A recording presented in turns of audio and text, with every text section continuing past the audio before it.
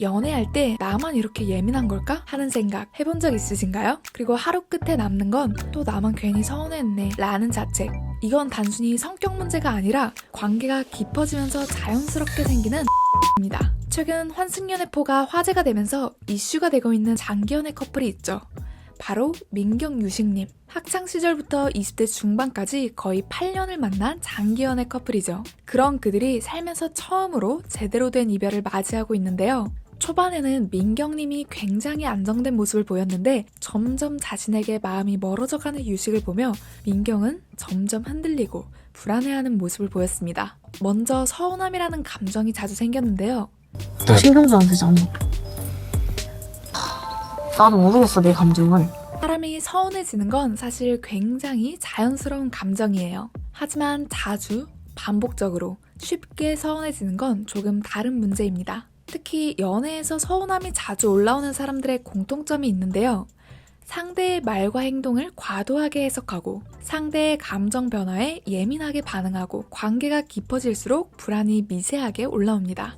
예를 들어 원래라면 아 오늘 좀 피곤하구나 하고 넘길 수 있는 말을 왜 저런 말투로 말하지? 하고 다시 생각하게 되고 상대방은 별 생각 없이 그냥 행동을 했을 뿐인데 왜 갑자기 태도가 달라졌지? 하고 의문을 품게 되죠.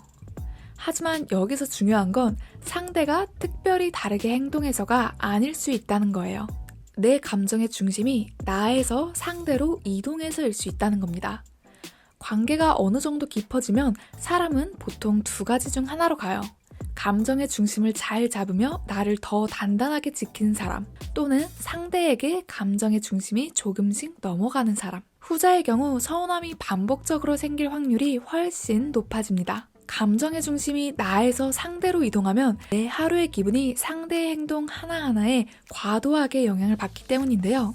상대가 바쁘면 불안해지고 말투가 조금 차가우면 걱정이 되고 다른 사람과 약속이 있어서 만나러 간다고 하면 괜히 초조해지고 내가 바라는 만큼 상대가 표현을 해주지 않으면 서운함이 폭발하고 이런 상태가 지속되면 내 감정은 이제 나에게서 시작되는 게 아니라 상대의 반응으로부터 시작됩니다. 이게 서운함이 자주 생기는 가장 큰 이유죠.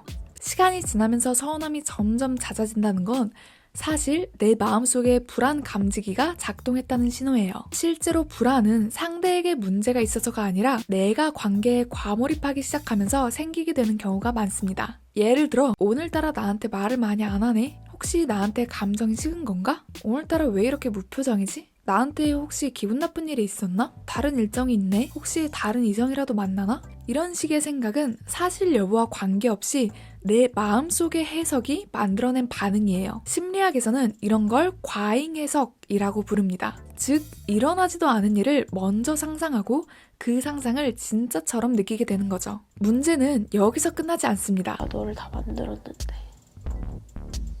너가 뭘 날 다 만들어. 나한테 맞춰놨잖아. 오빠도 어떻게 그렇다고. 그런 표현을 쓰냐, 민가. 이런 서운함이 반복되면 상대도 점점 내 눈치를 보게 되고 분위기가 무거워지고 대화를 피하게 되고 결국 나는 더 불안해지고 이런 악순환이 만들어집니다. 그럼 여기서 지금 당장 서운함을 조금이라도 덜 느끼려면 어떻게 해야 하나요? 라고 묻는 분들이 계실 거예요. 완벽한 해결은 아니지만 당장 오늘부터 시도해볼 수 있는 방법 하나만 말씀드릴게요. 바로 10초 멈춤입니다. 감정이 올라오기 전에 잠깐 멈춰서 나를 되돌아보는 건데요. 예를 들어 상대가 답장이 늦어서 서운할 때, 상대가 말투가 차가워 보여서 마음이 쿵 내려앉을 때, 나 말고 다른 사람이랑 약속이 생겨서 괜히 초조할 때, 그 순간 바로 반응하지 말고 딱 10초만 이렇게 스스로에게 질문해보는 거예요.